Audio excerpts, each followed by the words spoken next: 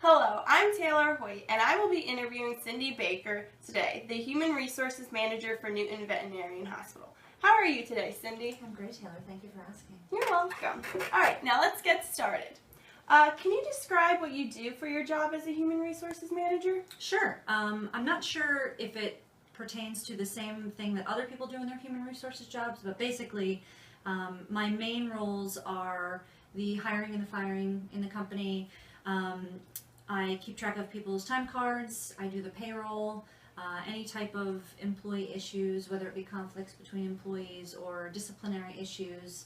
I handle all of those, as well as the benefits administration of if people need health insurance benefits, life insurance benefits, 401k, all of that.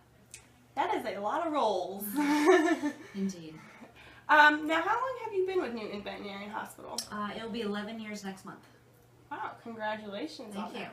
that. And how has your role changed since you've been at the vet?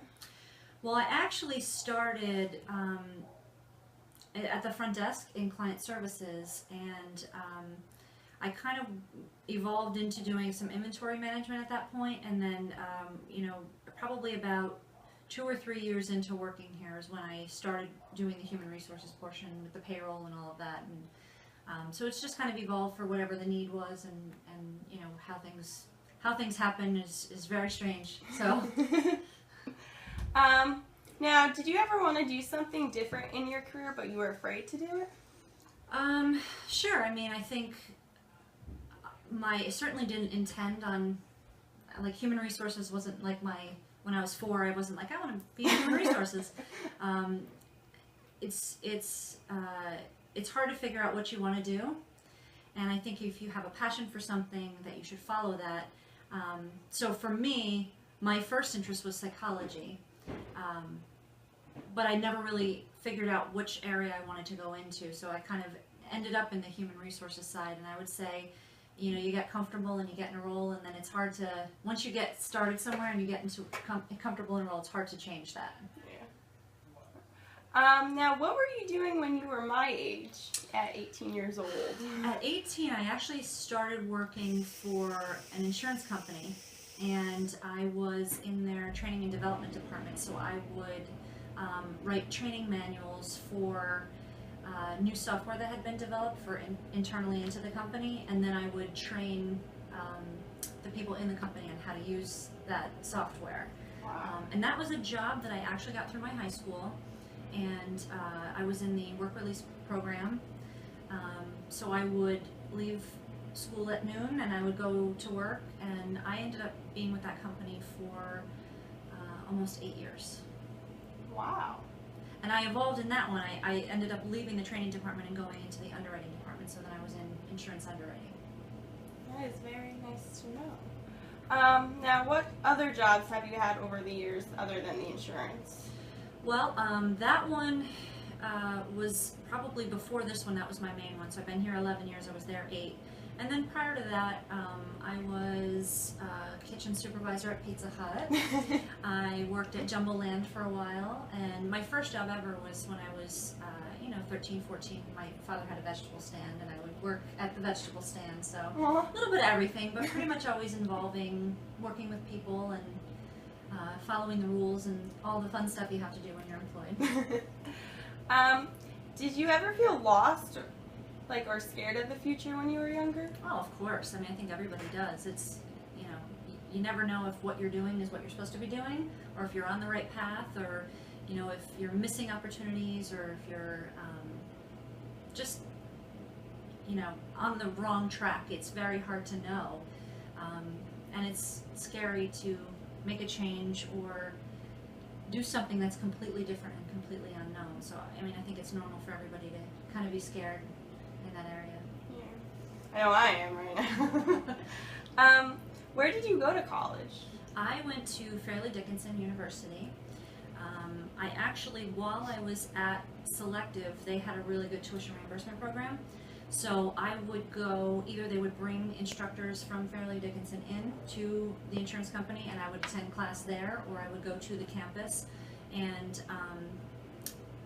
if my grades were in the right if I got good grades, my company would reimburse me a percentage of my tuition back for the courses that I took. So I went to Fairleigh Dickinson for psychology.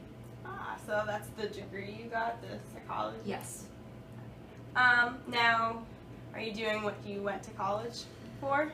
Well, I mean, psychology is one of those degrees that I think any time you work with people, you're going to use a psychology degree because there's so many different personalities and there's so many different ways to approach people to get them to do what you need them to do that I use things that I learned in my degree all the time just to effectively communicate and get people to do what I need them to do without forcing them to do it. You know, it's that leadership of wanting to do it for you instead of making them do it for you. So I would say yes, it's not exactly what I had in mind when I went to school. I thought perhaps I would be a psychologist or you know, something of that nature, but you know, I certainly use it, probably not to the extent I would like to. Now, how did you discover your passion in life? I don't know if it's more of a passion or if you just find out what you're good at, and you kind of base it off of other people's reactions to you. I mean, if someone says, wow, you're really good at that, or you know, you find people coming to you often because you can help them through their problems, or you know, if it's something that you just know, you know when you're good at something. So that, I think, leads to your passion, because you know, the more passionate you are about something, the better you're going to be at it. And that certainly helped me figure out, okay, well, obviously I need to be working with people and helping people, whether it be through work or through their personal lives, just kind of guiding people in the way that they should go. So that's a good way to start, is just find things that you know you're good at or things that you like to do, and then see if you can develop that.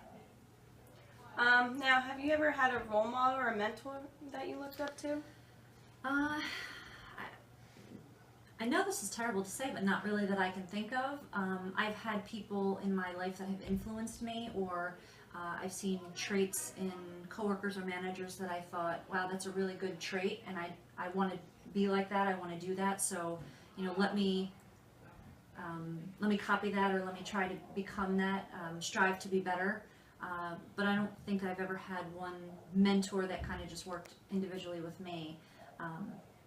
And I think had I had that, I would have come a little further along than I would have, a little quicker than I did. So I definitely would recommend, if you have somebody in your life that you can find as a mentor that can kind of guide you along the way, that would be a preferable way to go, so that you don't have to learn the hard way on so many things.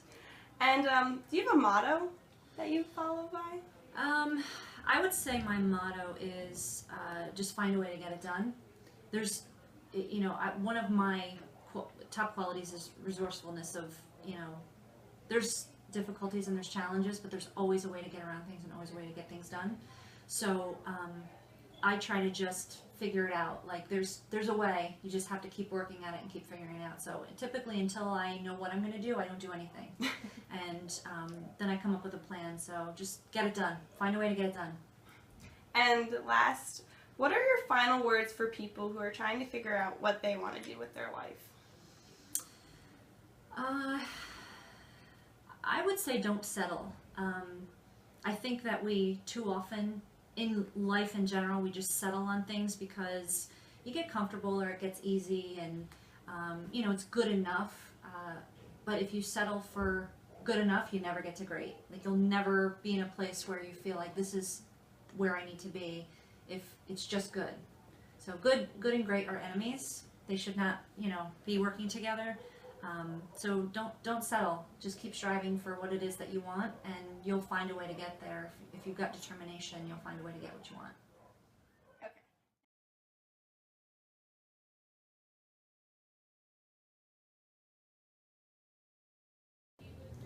So part of my job as Human Resources Manager is to interview potential employees for positions. So I'm going to interview Tamara here for a position in our kennel. Hi Tamara, thank you for coming in today. Hi Cindy, thank you for having me. You're welcome. So what I'd like to do first is I'd like to tell you a little bit about the position, and then you know, we can kind of go over some of your skills and abilities that would make you right for that position. So I'm looking for a kennel attendant, and your basic responsibilities would be to mainly care for the animals, walk and feed the animals, make sure they have their medications, make sure that they're safe and happy, and that they are well taken care of. The most important piece of that is the customer service piece, because you're taking in people's family members, and they have to feel comfortable entrusting their pets to you, that you're knowledgeable and you're friendly and that you're going to treat their animals well while they're gone. So I guess my first question for you is, what made you apply for a position here at Newton Vet? Well, I have friends and family that come here as clients, and I love animals. They're a passion of mine, and I love people. So I wanted to work with the animals and with people, and I'd eventually like to further my career with animals, so I'd like to start out here and working with them. Excellent. Have you ever worked with animals before? At home I have a few, but I have never worked with animals outside of here, but I have 2 dogs at home. Great. What kind of dogs do you have? A German Shepherd and a Maltese. Very different. Do you ever have any issues with them where, they get to fight or they don't get along or anything like that?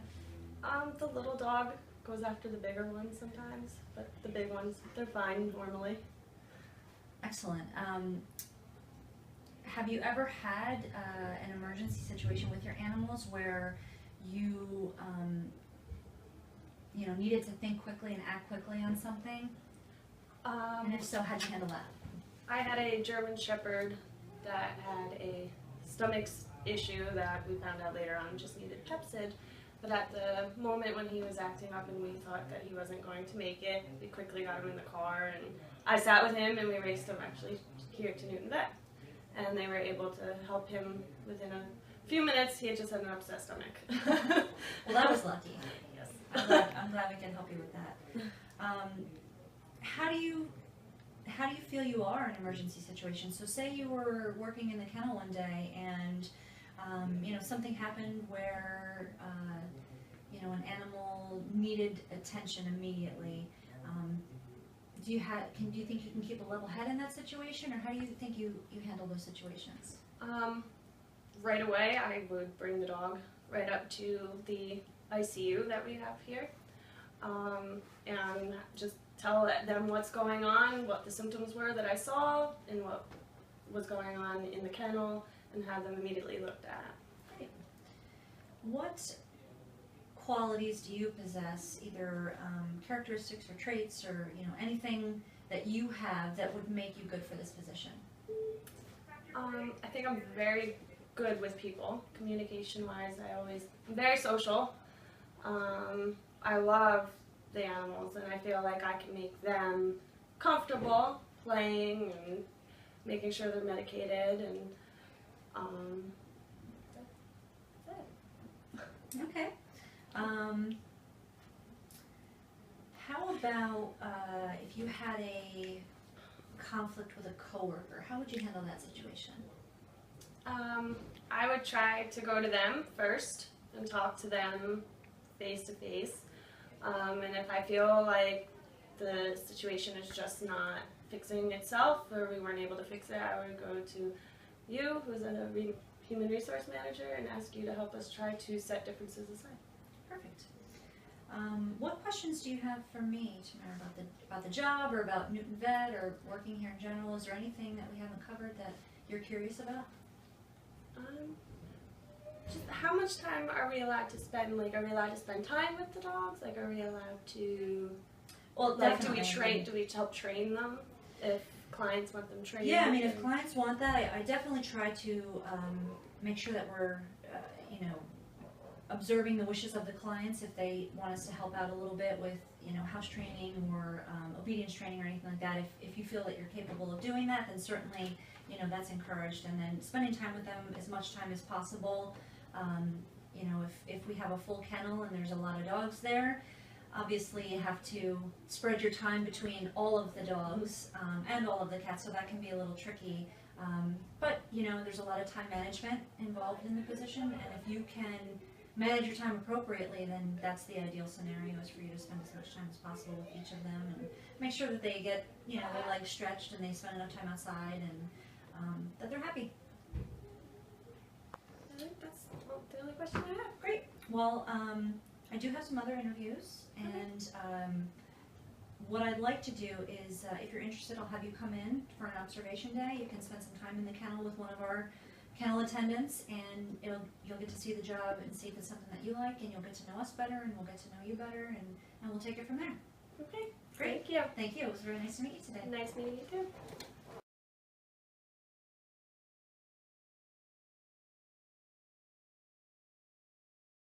This is the end of the interview. Thank you, Cindy, for letting me interview you today. You're welcome.